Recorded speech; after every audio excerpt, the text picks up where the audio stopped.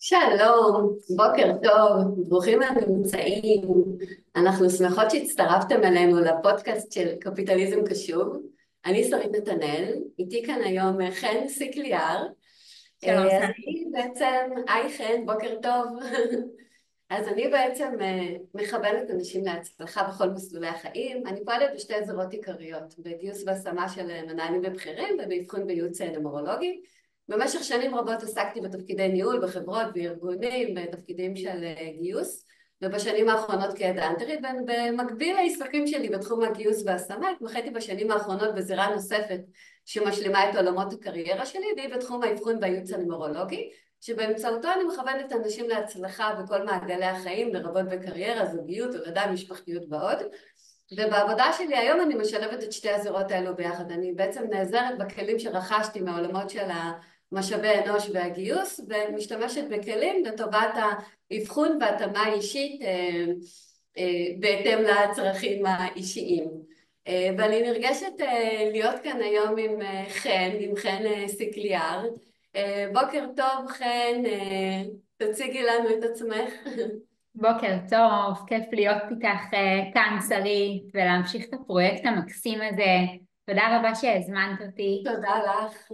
אז אני מנהלת משאבי אנוש ומאמנת קריירה, בעלת ניסיון של למעלה מ-15 שנים בתחום הגיוס וניהול משאבי האנוש, עם התמחות בעולמות ההייטק והסטארט-אפים, בעלת תואר שני בלימודי עבודה מאוניברסיטת תל אביב ומאמנת מוסמכת מגומה גבים.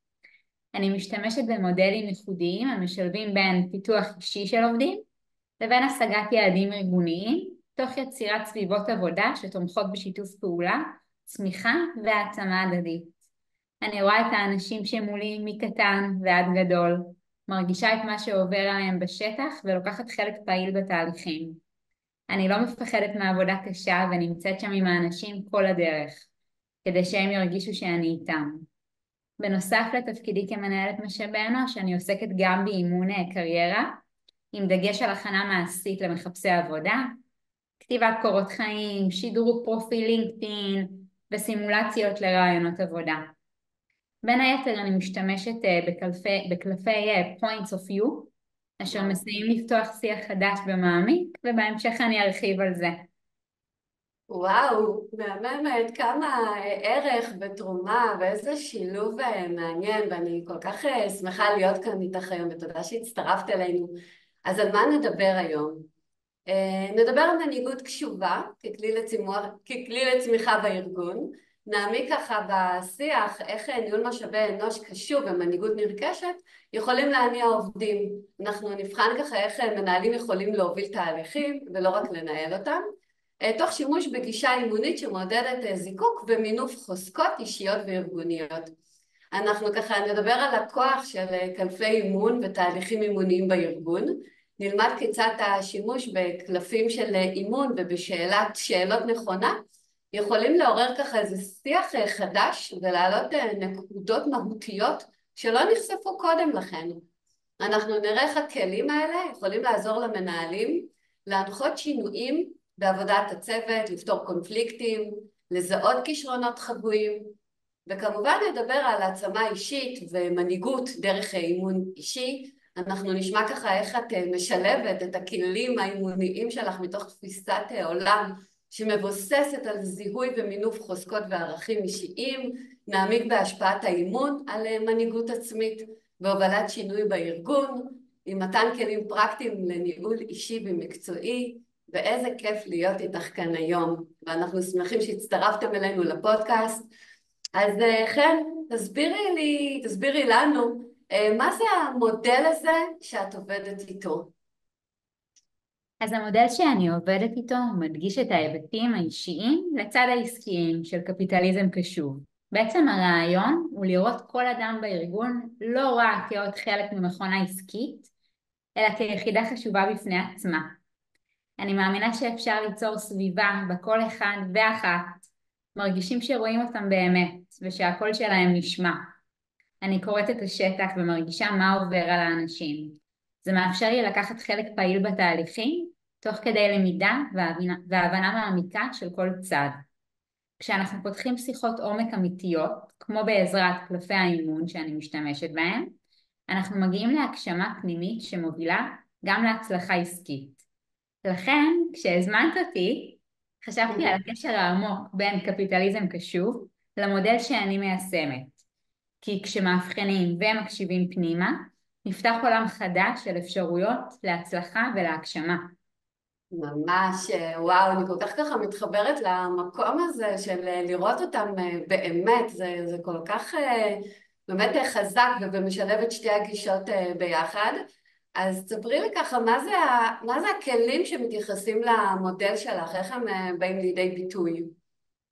אז בעצם הכלים שאני משתמשת בהם מתמקדים ביצירת שיח פתוח וכנה בארגון, משהו שהוא מאוד אותנטי. אני עובדת עם קלפים, כמו שאמרתי, עם ה-points of view, במקרה כן. גם הכינותי מראש. מבחינתי הקלפים האלה הם כלי אדיר ליצירת שיחות מעמיקות בין אנשים, במיוחד במצבים שיש בהם רגשות ואינטראקציות אנושיות שלא מקבלות מספיק מקום ביום יום, ושתינו מכירות את הלחץ והעומס שתמיד נמצאים בו בארגון. אז בעצם הקלפים האלה מאפשרים לראות תמונה רחבה יותר, להתמודד עם אתגרים בדרך חדשה. מעבר לזה, אני תמיד נוכחת בתהליכים, לומדת הכל מהיסוד, אני לא מפחדת מעבודה שחורה, וזה מאפשר לי לא רק להכווין, אלא גם ממש להיות חלק מהדרך של העובדים ושל המנהלים בארגון. אני מדברת בגובה העיניים, והדלת שלי תמיד פתוחה. אגב, לא מזמן בדיוק קפץ לי איזשהו פוסט שמישהי אהה. שואלת אם אפשר להיות מנהלת משאבי אנוש מהמם. ולעבוד מרחוק, מארץ אחרת, להיות נוודת דיגיטלית.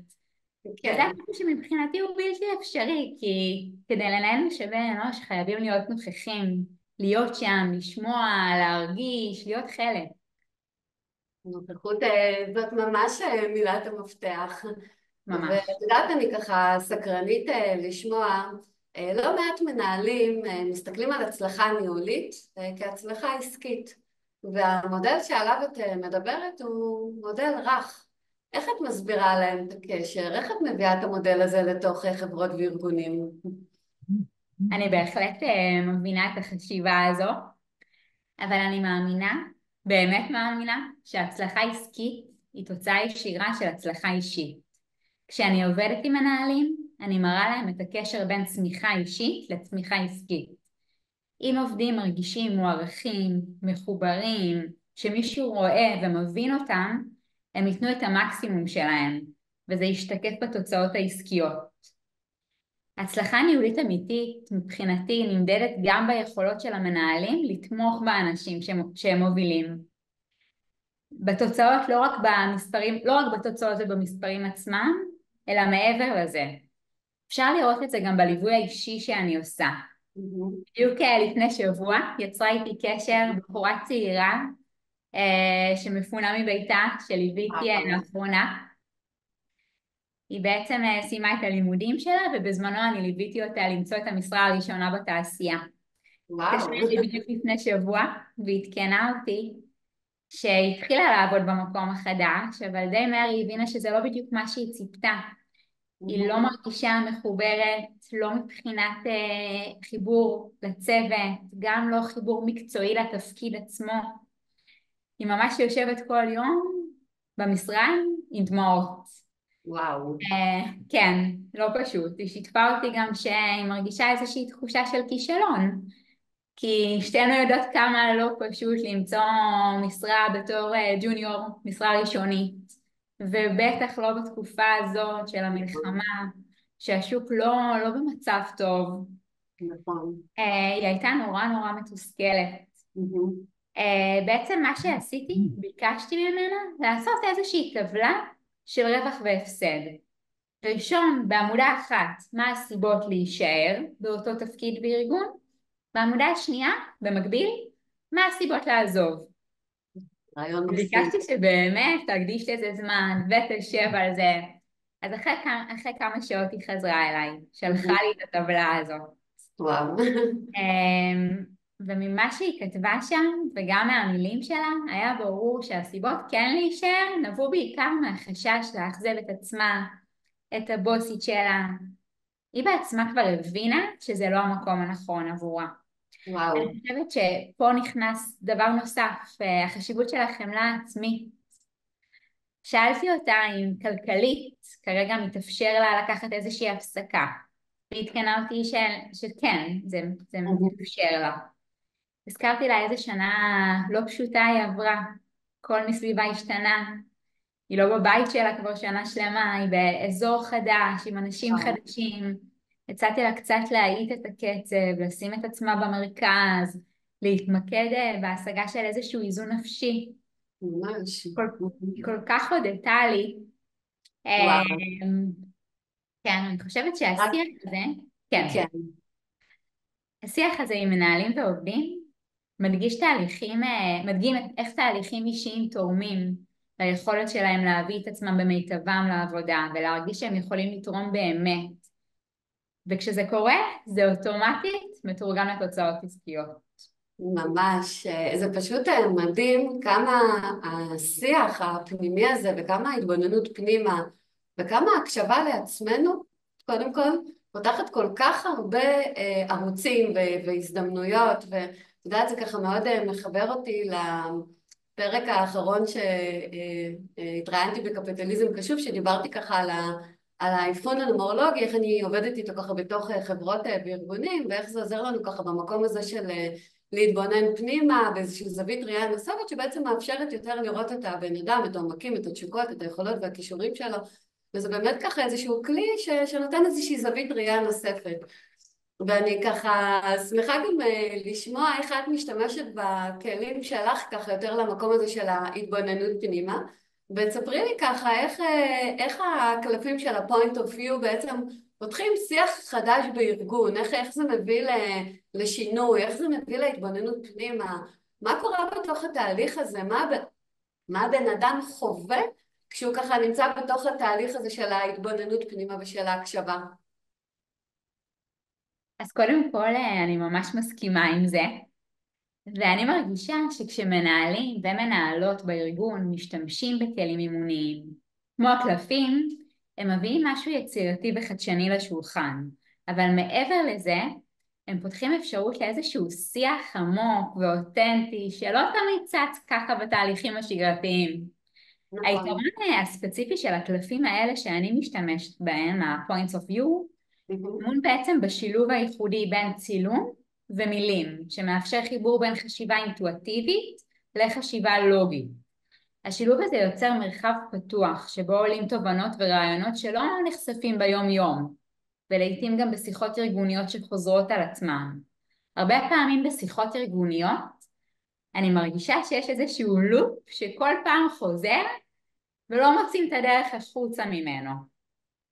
אני אשמח לתת עוד דוגמה ממחפשת עבודה שאני מלווה, שבמהלך השימוש בקלפים איתה, השיח בינינו נפתח והגיע לתובנה עמוקה, שבתקופה הזאת שהיא מתמודדת בה עם כל כך הרבה לחץ, גם היא מפונה מביתה, גם היא מחפשת כבר תקופה ארוכה עבודה, ויש כל כך הרבה חוסר ודאות ובהירות, היא פחות צריכה להתמקד בהתקדמות המקצועית, ויותר לחפש את השלווה והמרחב המטיב הזה, מתוך איזושהי חמלה עצמית.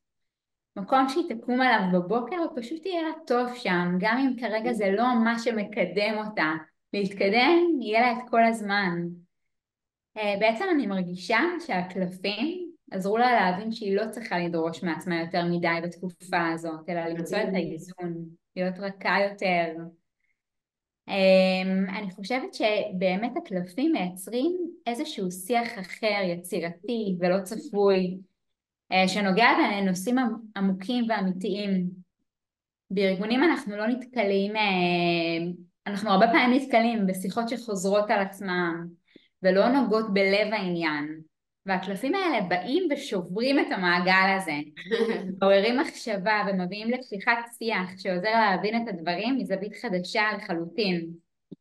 וזה מה שגם קרה לדעתי עם אותה מחפשת עבודה. מרגש ממש.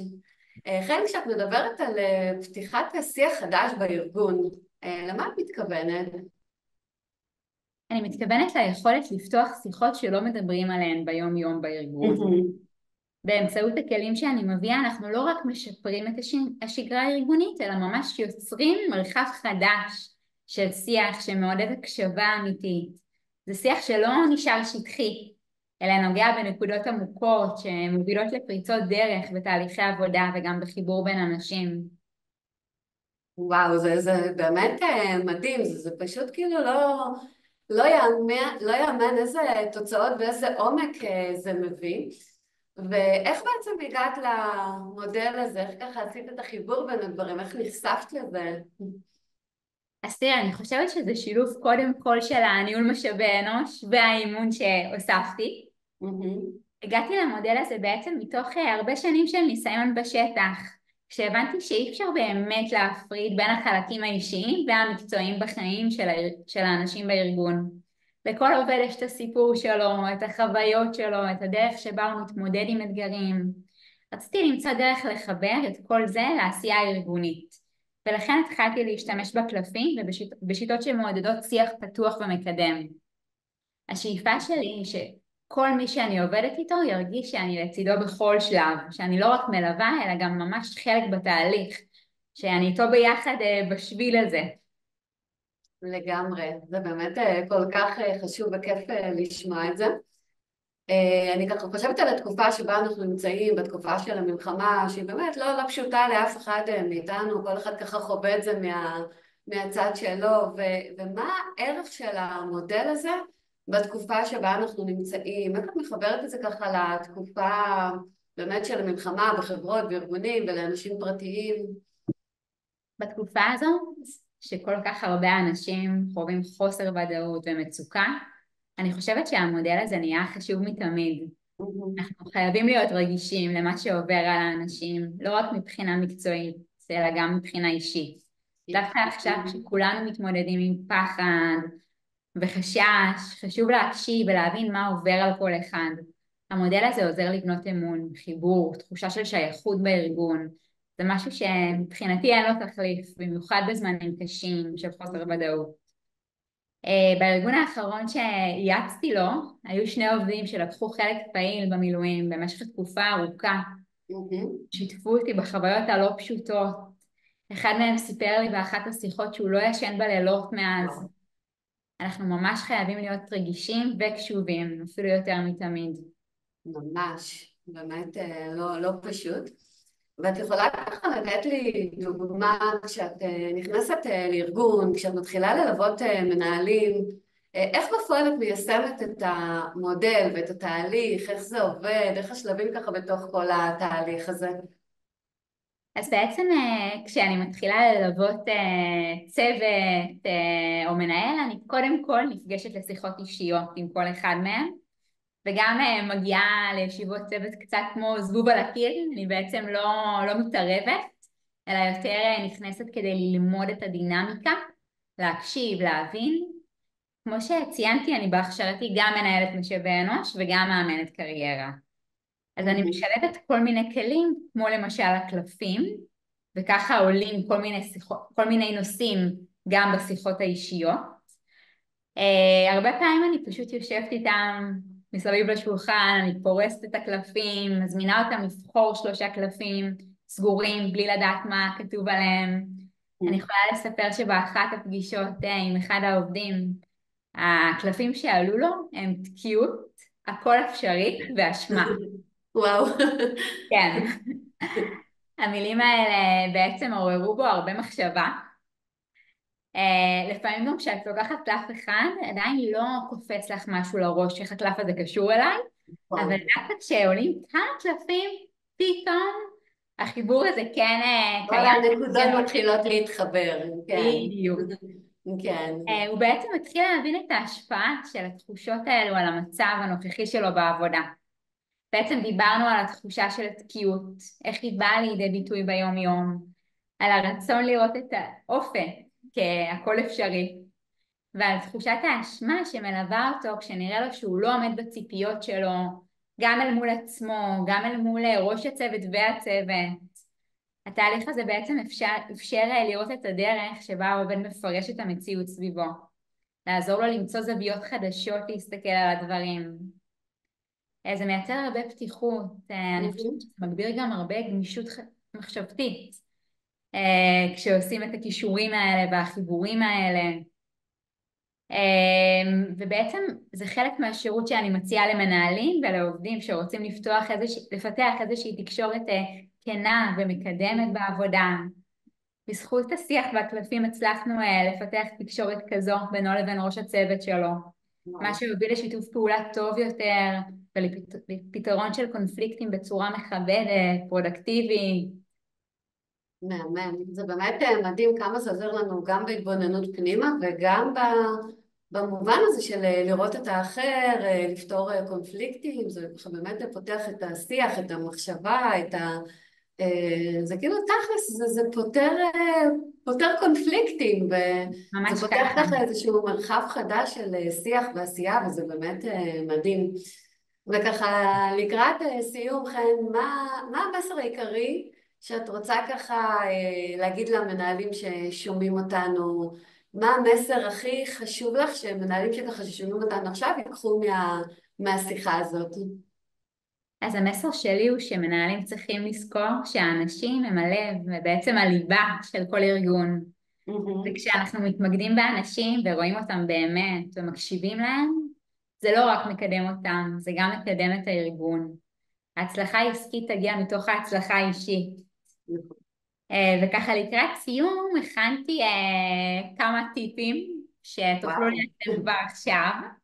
וואו. גם אם אתם עובדים בצוות, כן. גם אם אתם מנהלים אותו, ובכלל אני חושבת הטיפים לחיים. מעניין לשמוע.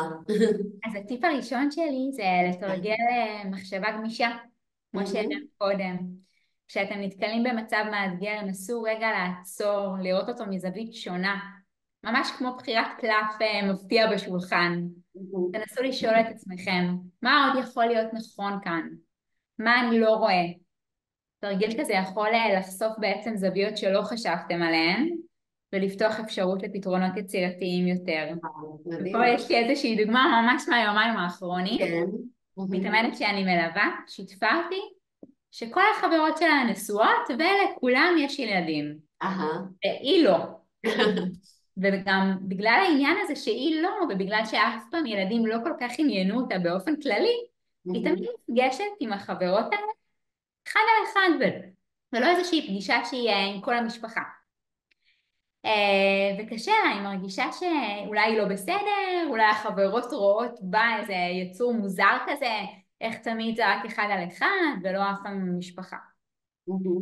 עכשיו, שאלתי אותה אם יכול להיות שדווקא אותן חברות, אחרי שהן עכשיו בעיקר בחגים, מבלות כל היום עם המשפחה ועם הילדים, אולי הן רוצות את זה? אולי הן רוצות קצת להיות רק איתה, להיזכר שנייה בעצמן, לא בתור אימהות, אלא בתור נשים, לשבת באמת לשיחה כזאת אמיתית, אחד על אחד, שיחה שאי אפשר לעשות ככה כשיש ילדים רצים מסביב.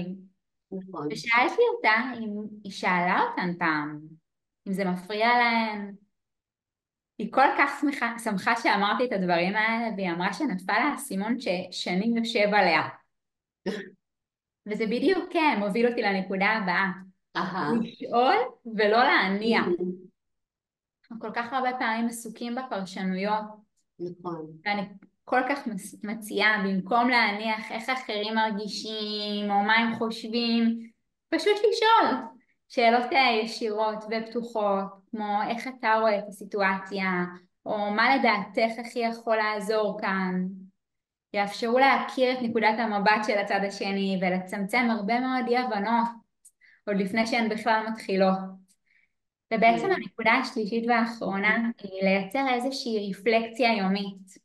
בסוף כל יום, כזה רגע לפני שהולכים לישון, לנסות להקדיש כמה דקות ולחשוב על משהו אחד שהלך טוב היום ומשהו שהייתם רוצים לשפר. זה עוזר לשים לב לתהליכים ולהתקדמות שלכם ולדעת לשחרר דברים שככה מאוד מעסיקים אותנו ונמצאים בראש ולהתחבר לעצמנו ובעצם לפנות מקום להתקדמות שתבוא בהמשך. אז תודה רבה רבה, שרית, שהזמנת אותי. היה לי כל כך כיף להיות פה איתך. וואו, קודם כל איזה טיפים חשובים, אני בהחלט הולכת גם ליישם חלק מהטיפים וזה נשמע לי ככה מאוד מעניין ואת ממש משלבת חיבור מדהים ומעניין בין הקשר האישי לעסקי והיה לי העונג לארח אותך וללמוד ממך ותודה רבה לך. תודה ענקית, שרית. והלוואי ולכולנו יהיה יום רגוע ושקט, ושכולם יחזרו. הכי אמן, חשוב יותר מהכל. הכי חשוב, אמן ואמן.